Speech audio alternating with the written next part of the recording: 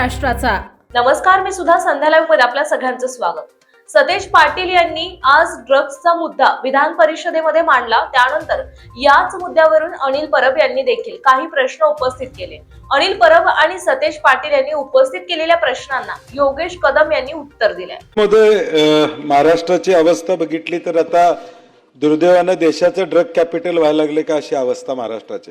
या विषयावर सभापतीमध्ये मागच्या वेळी देखील चर्चा झाली। मुख्यमंत्री महोदयांनी NDPS ऍक्ट मध्ये बदल करून पोजेशनची जो कायदा आहे तो बदलायचा प्रयत्न करणार म्हणून त्या ठिकाणी सांगितलं। म्हणजे आज पोजेशनची जी रिक्वायरमेंट आहे किंवा एवढं सापडल्यानंतर आपण त्या ठिकाणी कारवाई करतो तो बदलणार म्हणून सांगितलं। ANTF बदल मागच्या वेळी मुख्यमंत्री महोदयांनी सांगितलं।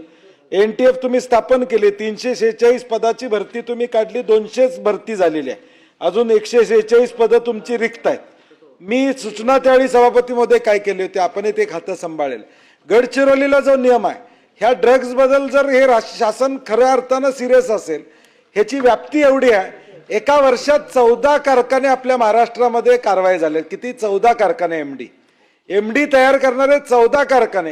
ह्याला राजाश्रय असल्याशिवाय हे होते का या राज्यामध्ये? राजाश्रय असणार म्हणून झालेला आहे। 14 ठाणे असू दे, पालघर असू दे, नवी मुंबई असू दे, सातारा असू दे किंवा या ठिकाणी सांगली असू दे, रायगड असू दे, या सगळ्या जिल्ह्यामध्ये सभापतीमध्ये 14 MD करणारे कारखाने या ठिकाणी झाले। मग हे होईपर्यंत पोलीस खातं काय करते? DRI ने रेड केल्यावर साताऱ्याचे पोलीस जागे झाले माझ्या माहितीप्रमाणे, बरोबर ना? तोपर्यंत खातं जागं झालं नव्हतं। म्हणजे DRI रेड करते तोपर्यंत उघड्या डोळ्याने या ठिकाणी चाललं होतं। माझा सभापती महोदय स्पेसिफिक प्रश्न या ठिकाणी, तिकडे लाडक्या बहिणीला 1500 रुपये तिकडे द्यायचं चाललंय, इकडे लाडका भाऊ जिवंत राहणार आहे का नाही त्याची काळजी पहिली घ्या। लाडका भाऊ उद्याची पिढी उद्ध्वस्त चालल्या। आमच्या कोल्हापूरमध्ये परवा आंबेवाडीमध्ये एका सरपंचाचं तलवार घेऊन तक्रार केली, ड्रग्ज पितात म्हणून तक्रार केली, म्हणून त्या ठिकाणी तलवार घेऊन लोक मारायला गेले ड्रगिस्ट। म्हणजे एवढी अवस्था वाईट या ठिकाणी झालेली आहे।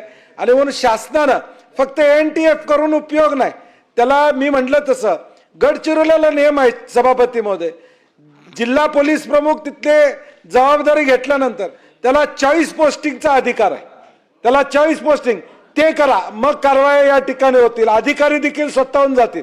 346 मध्ये 200 भरलेले आहेत तुम्ही, 146 त्या ठिकाणी रिक्त आहेत पोस्ट यामध्ये।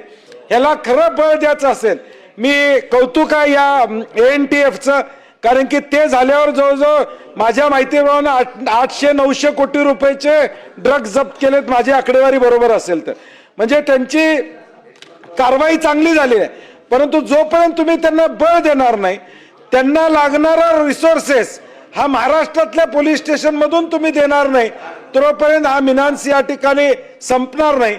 आणि ज्या पद्धतीने आता शशीभाऊ म्हणले की मोकोका, माझं म्हणणं आहे सभापती महोदय की या 14 कारखान्यामध्ये MD तयार कसं होतं, केमिकल्स या ठिकाणी वापरले जातात, सॉल्व्हंट वापरले जातात, कुठून येतात? तर माझी स्पेसिफिक मागणी या मागला आहे, तुम्ही कारखान्यावर कारवाई केली, त्यांना केमिकल सप्लाय करणाऱ्यांच्यावर मोकोका लावा, त्याशिवाय हा सप्लाय बंद होणार नाही। जोपर्यंत तुम्ही सप्लाय तोडत नाही तोपर्यंत ही कारवाई या ठिकाणी थांबणार नाही। मंत्री महोदय तिकडे न बघता तुम्ही ती जाहीर करा कारवाई, इथे सप्लाय करणारही पार्ट ऑफ द ऑर्गनायझेशन आहे।